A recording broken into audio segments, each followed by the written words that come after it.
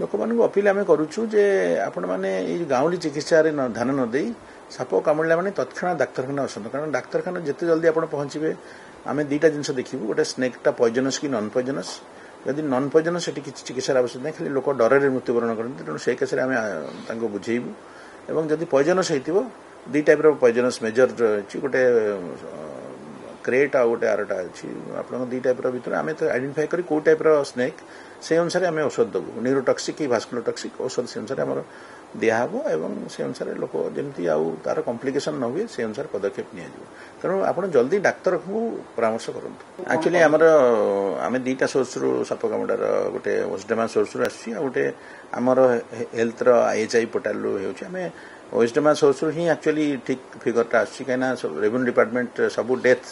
आम खाली treatment record गुड़ा पाचु किसी ट्रिटमेंट रेकर्ड भी ये हो गत वर्ष मु देखुली जे